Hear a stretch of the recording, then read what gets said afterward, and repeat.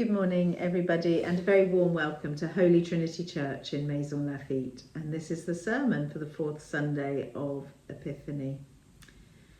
There are moments in our lives that are quietly decisive, not dramatic turning points, not moments of crisis that announce themselves loudly, but moments when something just simply runs out.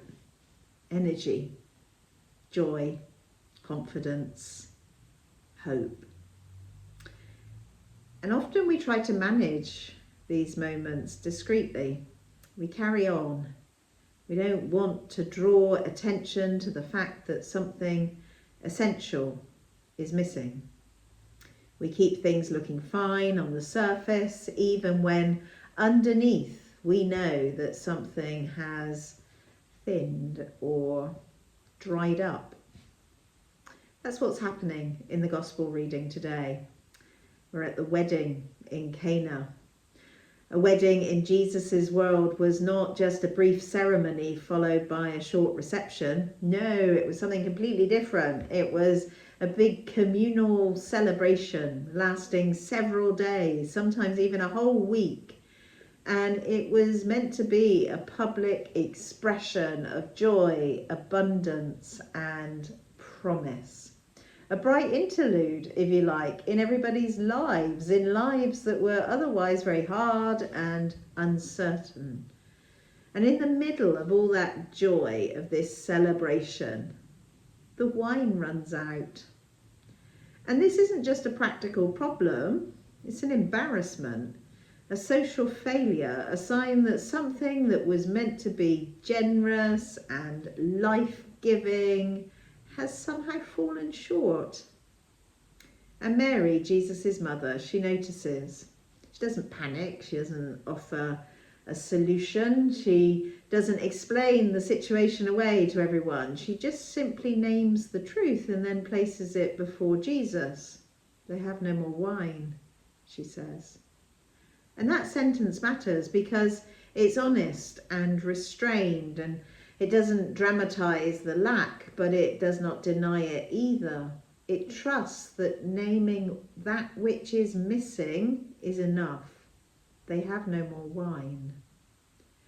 Jesus' reply to her, "My hour has not yet come," well, it can sound a bit abrupt to our ears, but in John's Gospel, the word hour, it always points forward towards the cross and resurrection. And Jesus knows that once he begins to act openly, events will be set in motion that just cannot be controlled or undone. And yet, despite that, he acts. And he acts not with a sermon and not with a public sign, but with a quiet instruction to the servants. Go and fill the jars.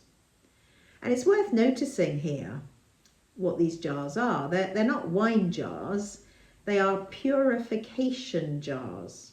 Huge vessels that were used for ritual washing, associated, of course, with duty and preparation and religious obligation.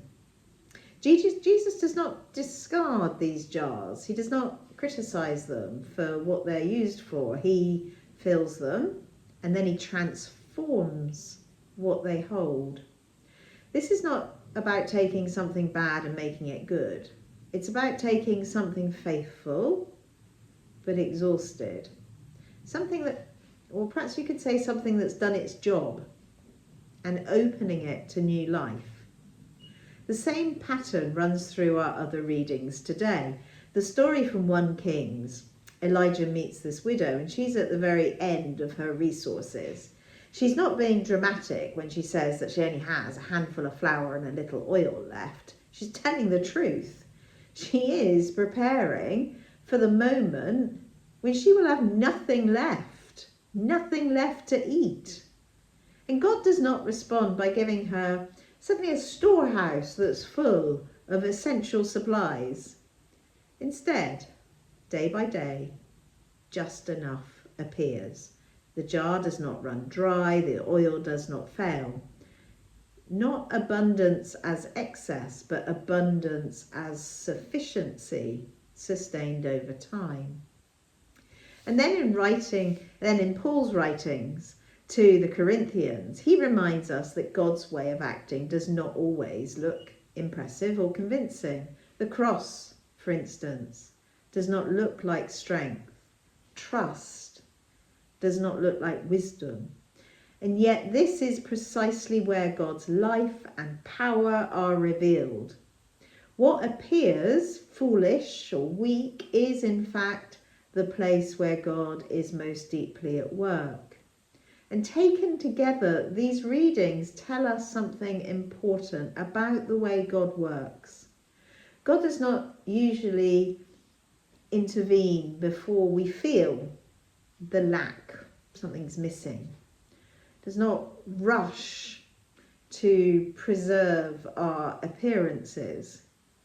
God works with what's offered: jars, flour, oil, ordinary obedience, and then transforms it. The wedding at Cana, the miracle is almost hidden. Only the servants and Mary and the disciples know where the wine has come from. The master of the feast tastes it and says, "Wow, you've kept the best till last." But he doesn't know why. And perhaps that's the quiet hope that's held out for us, this epiphany. That the places where we feel depleted are not necessarily signs of failure, of course not. That the moment when the wine runs out may be actually precisely the moment when God is doing something new. That faith is not about avoiding emptiness, but about trusting what God can do with it. Most of us are not standing in moments of public drama or great decision. We're living in the ordinary rhythms of work and family and ministry and caring. And it's often there, quite quietly and privately, that the wine runs out. Enthusiasm thins sometimes. Prayer becomes dutiful. Faith feels more like a habit than hope. And this story does not shame those moments. It simply invites us to notice them and to name them honestly.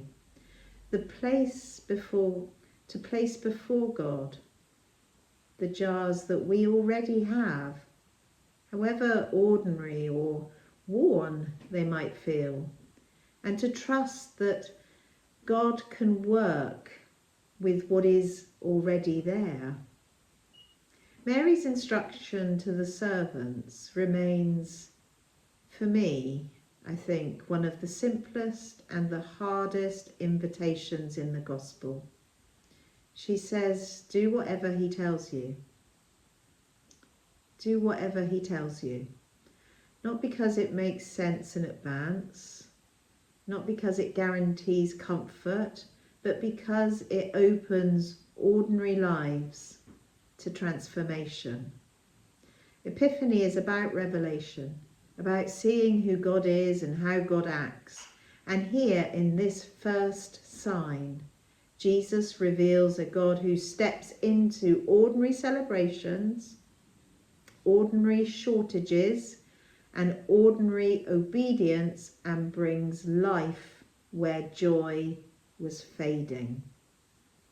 The question these readings leave us with is not whether we can believe God can do miracles, but whether we are willing to trust God with the places where we have just quietly run dry, and to believe that somehow the best may yet be to come. Amen. Have a good week.